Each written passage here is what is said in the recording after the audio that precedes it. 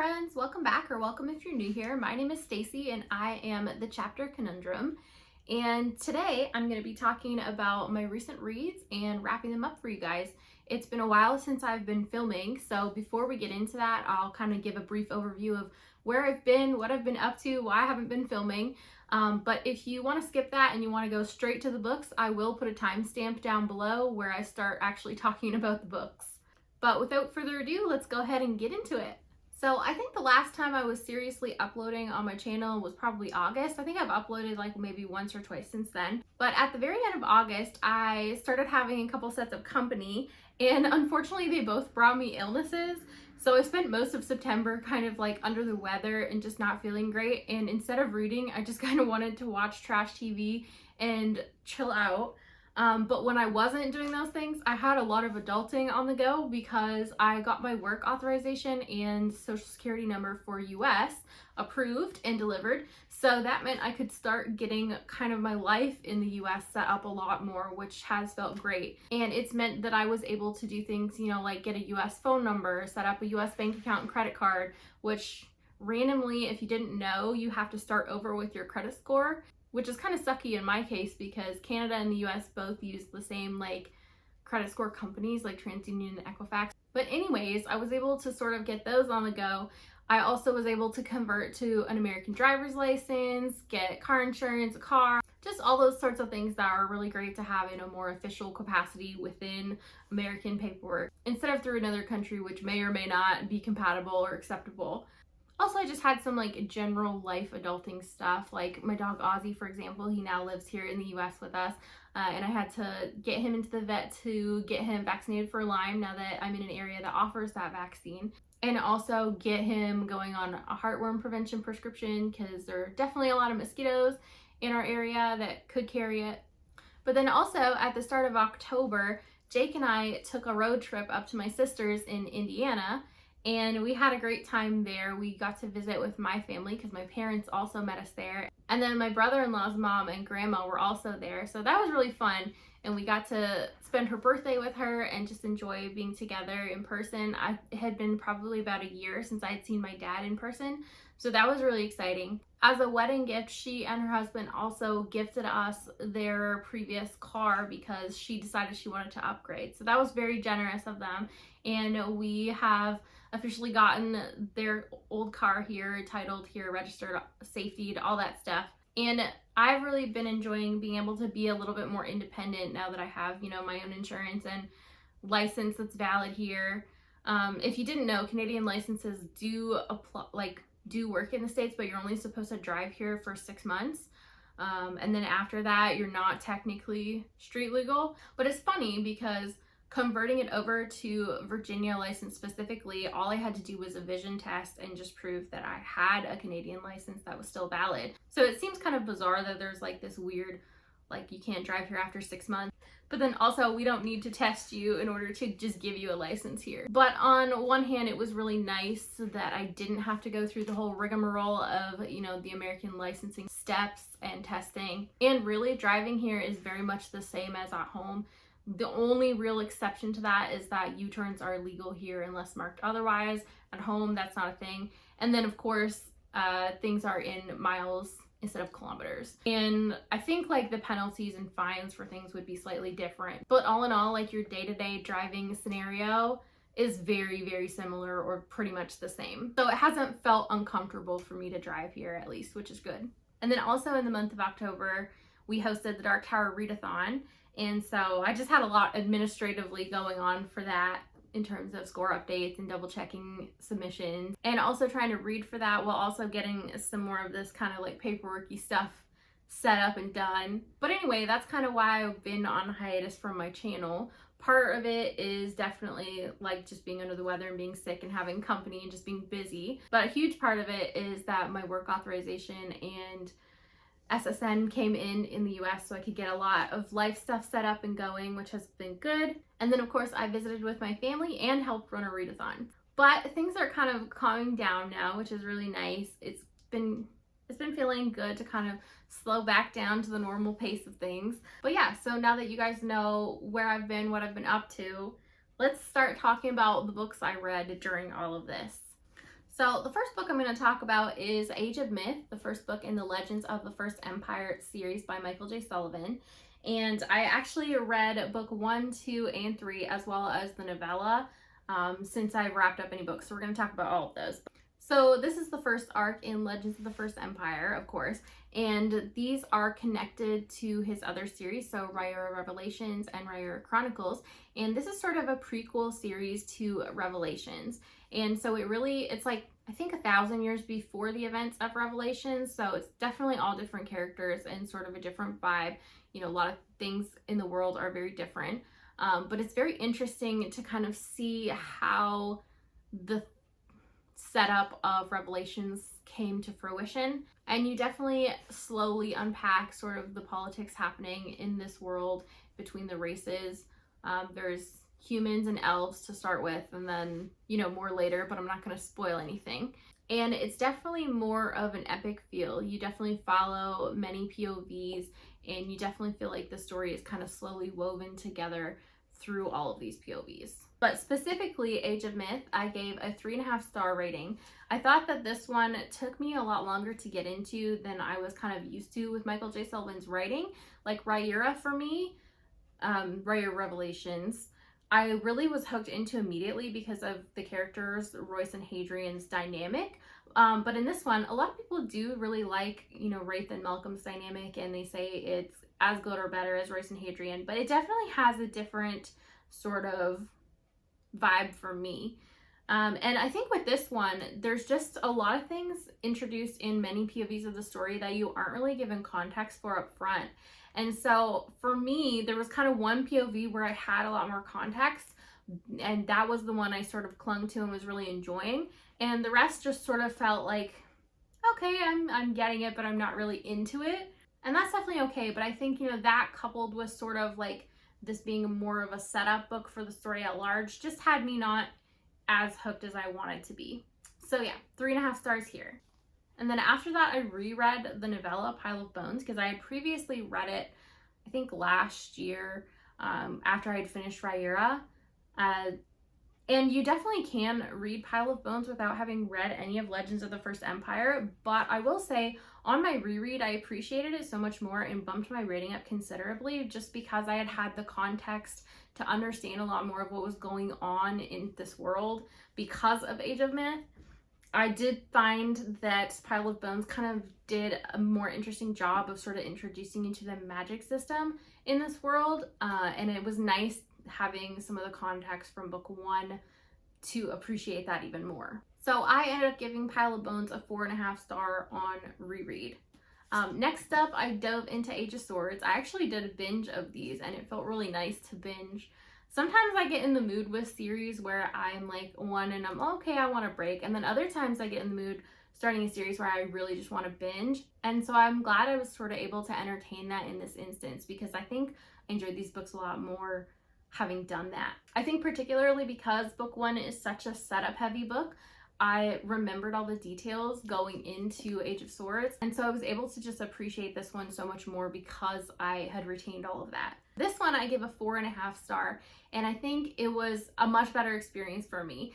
I definitely felt like this was the book where you sort of pieced all the things from book 1 together. Like you started getting a lot more context for all these POV characters, what situations they were in, how they sort of wove into a larger story and a larger political climate within this world, you know, how that was going to play out. I think it also added a lot more attention to the story, finally realizing just how things were starting to come together and realizing like what it was all leading up to. So I found the narrative a lot more compelling in this one because I understood all of that and because I was kind of like in my brain thinking about the ramifications of everything.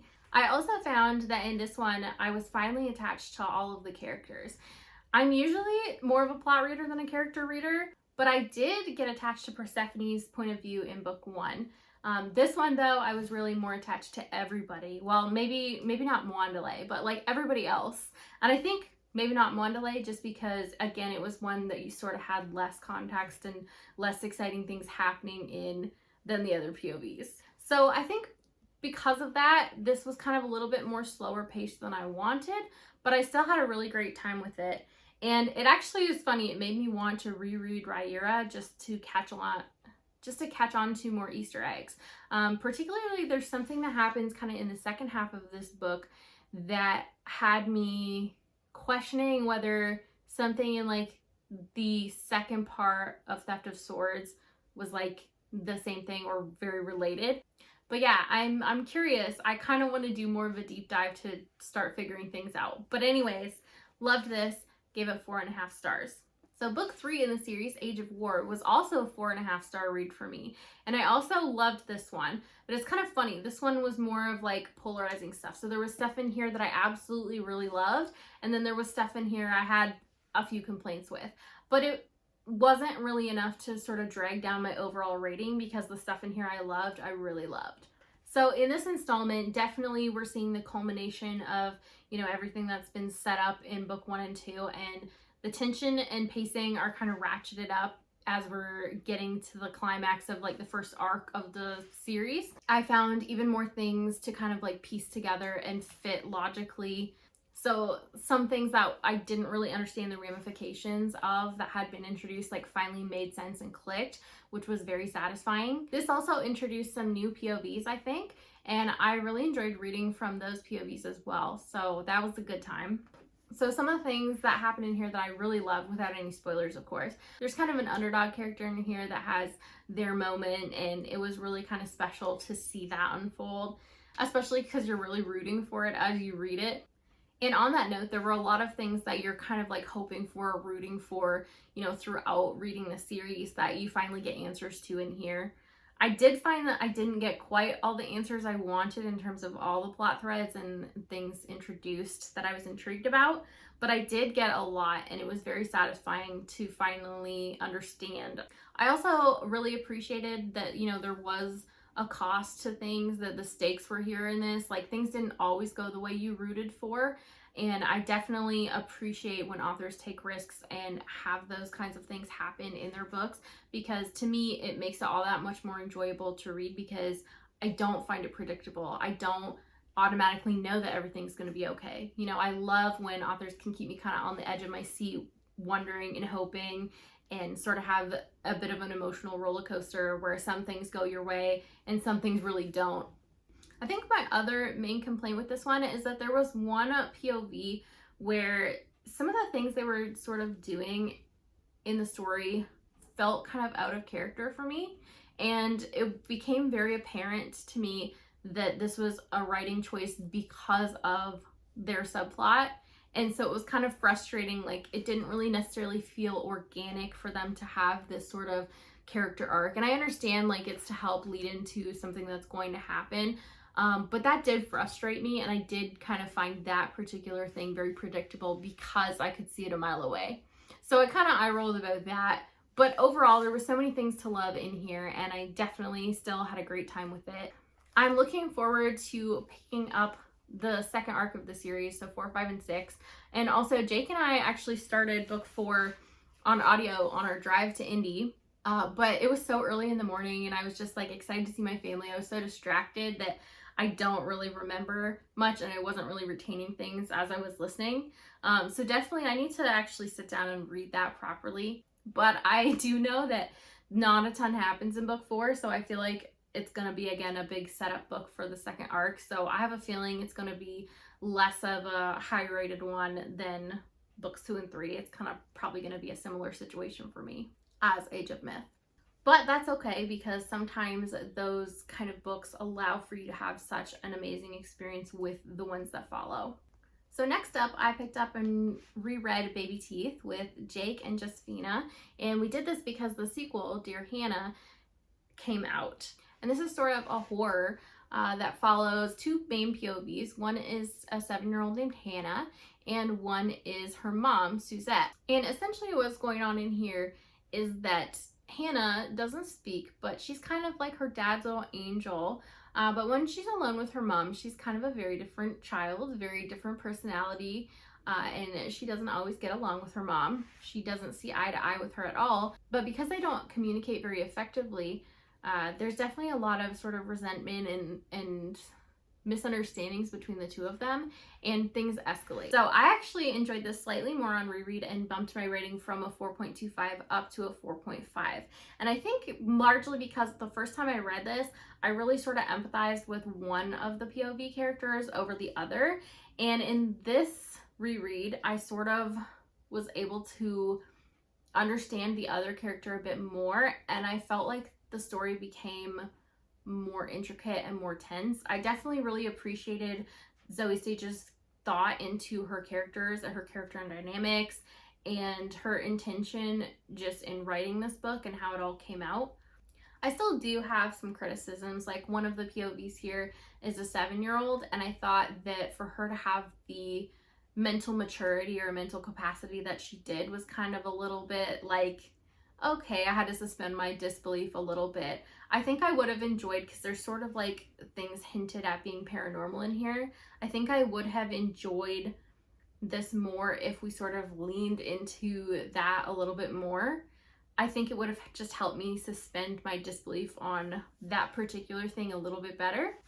I also kind of am baffled as to why this was ever marketed as a thriller, because it's definitely a horror. Like, this isn't really the kind of book you go into looking for like a twist or a surprise. It's more like a mounting dread situation that escalates. And definitely I think Zoe Stage does a very good job of, you know, ratcheting up the tension as you read. And overall, this is definitely a really good time, and I liked my reread. So after that, we picked up Dear Hanna, which newly released, and I was very excited about. So in this one, we follow Hanna as an adult, kind of with her own new family dynamic. And she has, you know, since been through some therapy and had some treatment, but some things she has not outgrown. She still kind of harbors some unhealthy traits and characteristics, to say the least. So a few things I have to say about this. If you happen to read Baby Teeth on audio, I don't recommend the audiobook for this particular one, mainly because the narrator for both is different, and the narrator for the second one pronounces some very story-specific terms differently, and I found that to be very irksome. So like, nothing on how they narrated like the characters and stuff. It was just really frustrating to like have one pronunciation in your brain and just feel like the person reading this was just constantly mispronouncing things. So I found that annoying, and I ended up finishing this physically instead. I will also say too, this is marketed as like a standalone sequel. So yes, you can read and enjoy this as a standalone, but I will caveat that if you have interest in Baby Teeth, definitely read it first, because this spoils some of the more shocking surprise moments of Baby Teeth. So I think if in order to have optimal enjoyment of Baby Teeth, you need to have read it before reading this. It would be, you know, a less enjoyable experience, I think, having read this and then going back to Baby Teeth for the context. So mostly I was just excited to see like how Hanna's character changed, you know, what kind of things she matured out of and what kind of stuff she didn't. And I definitely wasn't let down in that aspect. I really enjoyed seeing how her personality developed as she grew into an adult. But I will say I was kind of surprised at some of the events that transpired between the events of Baby Teeth and Dear Hanna, and I kind of wanted a bit more explanation or reflection from Hanna as an adult on the things that transpired between those books, or also even just Hanna's reflection as an adult more on the events of Baby Teeth, because they're definitely brought up in the story and mentioned. So I would have liked to see that a bit more for sure. I think it would have made the experience better for me. But the other reason that this just gets a 4 for me instead of a 5 is that I really predicted the big sort of reveal of this book from a very early standpoint. I mean, I didn't have everything on the nose, but I knew sort of like in the vein of what was happening, because there was definitely something that was introduced that I was like, wait a minute, this feels out of character for the characters I knew in Baby Teeth. And just sort of like a, I don't understand unless da-da-da explanation. And so definitely I called a big part of, you know, like the main reveal of this one. But overall, it's definitely still enjoyable, and I would definitely recommend this for fans of You by Caroline Kepnes. Hanna is sort of in a very similar voice as Joe. I mean, they're very different, but also very similar in that they each sort of have their own moral compass and are kind of, you know, have some twisted thinking and are guided by that moral compass. So it's very interesting to sort of unpack why she's doing the things she's doing and why she thinks they're acceptable. So I would say if you're a fan of that, this is a good one to check out. So next up, I picked up and read The Crimes of Rooker Flynn by A.R. Witham. And this is an indie fantasy I had an e-arc of. And it's also set in the same Keymark world as his other book, Legend of Blackjack. But in this case, I would say you definitely don't have to have read Legend of Blackjack or even remember details from it if you have read it in order to fully enjoy Rooker Flynn.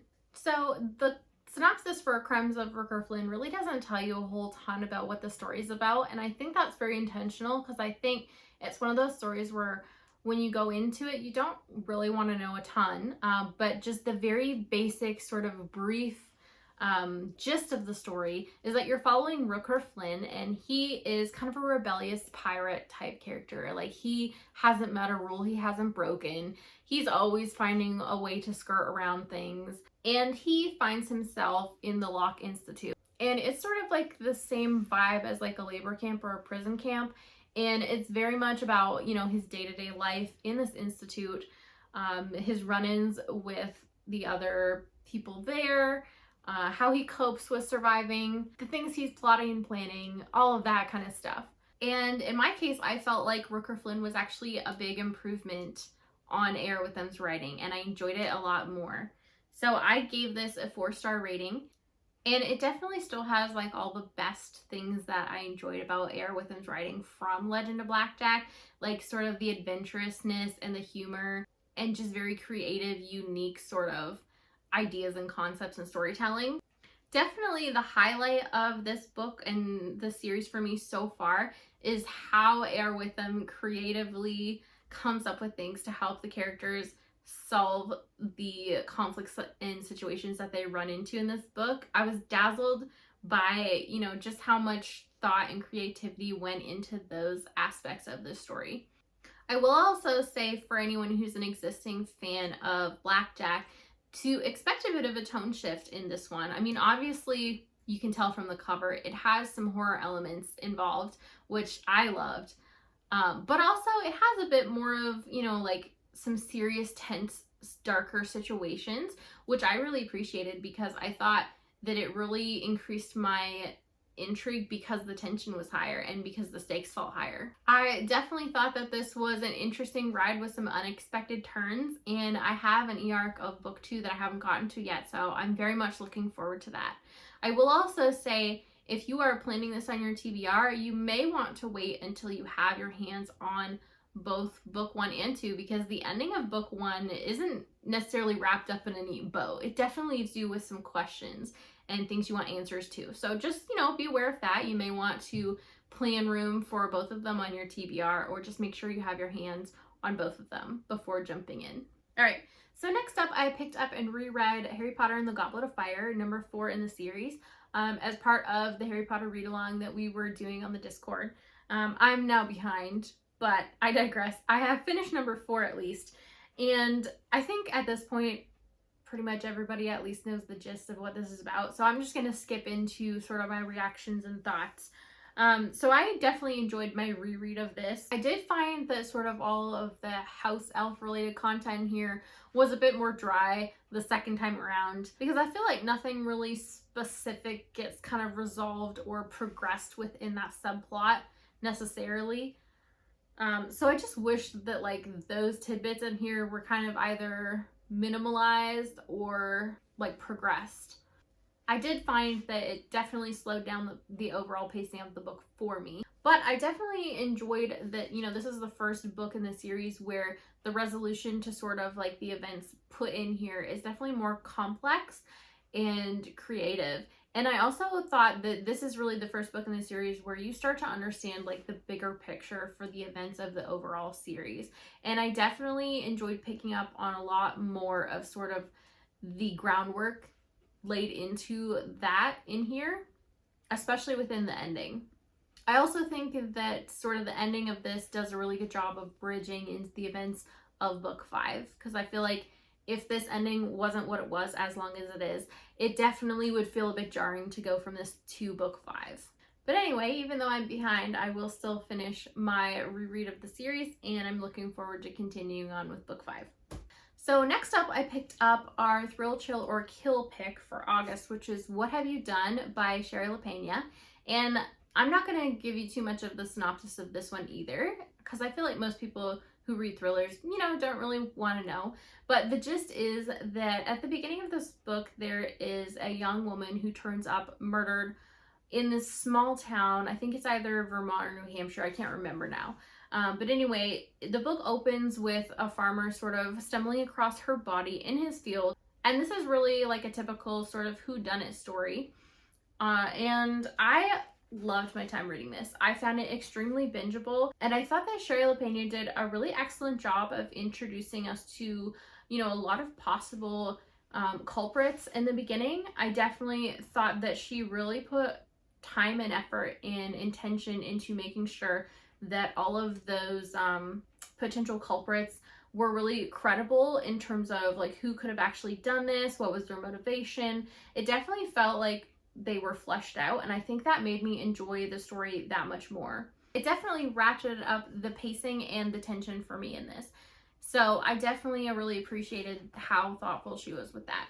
I will say she also took a risk in adding a specific POV into this, and for me it worked, but I also think she could have gone further and done something a bit more useful with this POV. Like I've heard other people's feedback saying like they are not sure why this POV was included, and like I kind of see that, but also I enjoyed it. I do think it has the potential to be polarizing for sure. I think the one other piece of feedback I have for this specific book is that I don't necessarily recommend the audiobook. And it's not the narrators, it's not the story. It's specifically that it makes the story more predictable. I'm not going to get into any spoilers as to like how I figured it out, why I figured it out, whatever. But I definitely knew who had done it from early on, specifically because of something in the audiobook. And I think I would have appreciated not knowing as early as I knew. And so for that reason, I would recommend avoiding the audiobook on this specific case. So next up, I was looking through some of the free Amazon originals that you can get, and I ended up finding and picking up The Exception to the Rule by Christina Lauren. And this is a romance author duo that I have read from and enjoyed previously. So I was excited to see that, they had something free on Amazon on the Kindle.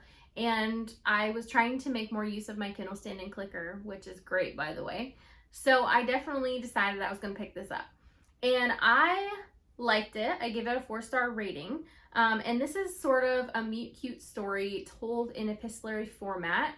They sort of meet through email when they attend the same school, but one of them accidentally emails the other thinking they've emailed their professor. And they sort of stay in touch over the years in email, and then it eventually culminates into a romantic relationship. I did find that some of the time skips between the emails felt a little bit jarring, so I kind of wish we had gotten to know the characters a bit more and had a bit more of filler in there. And I also thought that I would have enjoyed this more, like it could have been a 5-star read had it been extended into a novel, because this is just like a, 100-page novella. But I definitely would have enjoyed it more had it been fleshed out.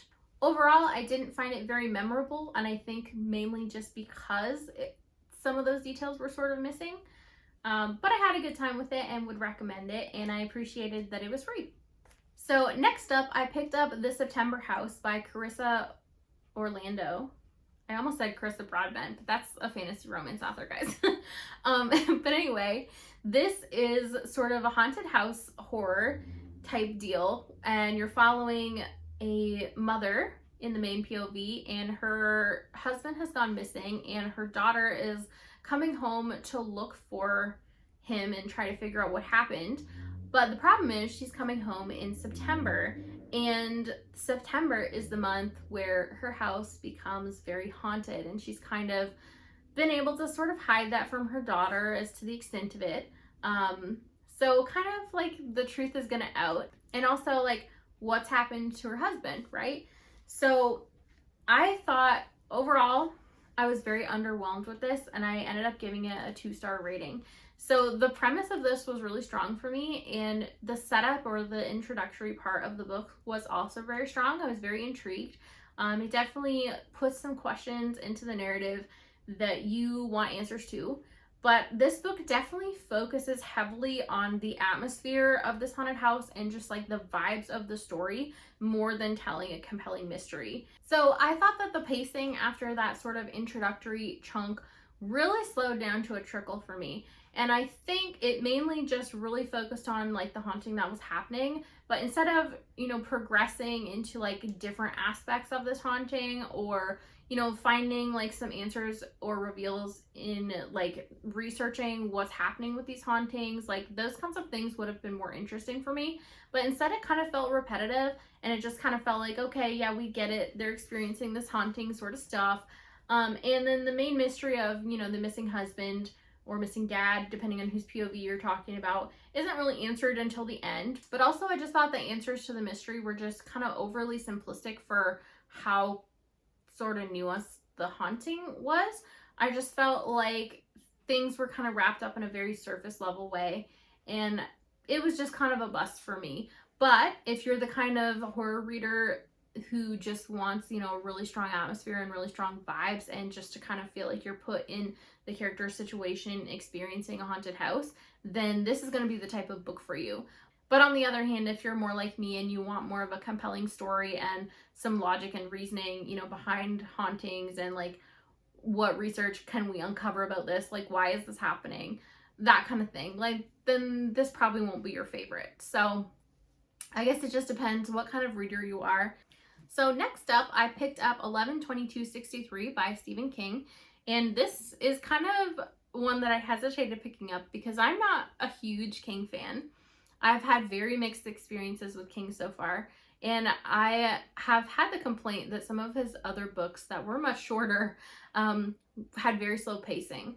But thankfully, I really enjoyed my time with this one and ended up giving it a 4.5 star. So if you don't know, this follows a high school English teacher, Jake Epping, and he kind of stumbles on the fact that he can travel back in time through this very specific way. And I'll let you kind of figure that out if you're going to read it. But essentially, it takes him back to, I think, 1958. And he realizes that, there's one piece of major history that he could potentially have the power to change because he knows what's coming, and that would be the JFK assassination. And so this story is, him traveling back in time and trying to figure out how to prevent the assassination and how to change the future. I do kind of think that this has the potential to be very polarizing, mostly because the main premise of this story only makes up like a small portion of events that happen in this book. There's definitely a lot of, side plot and lead up and kind of just like different things going on in here on top of that.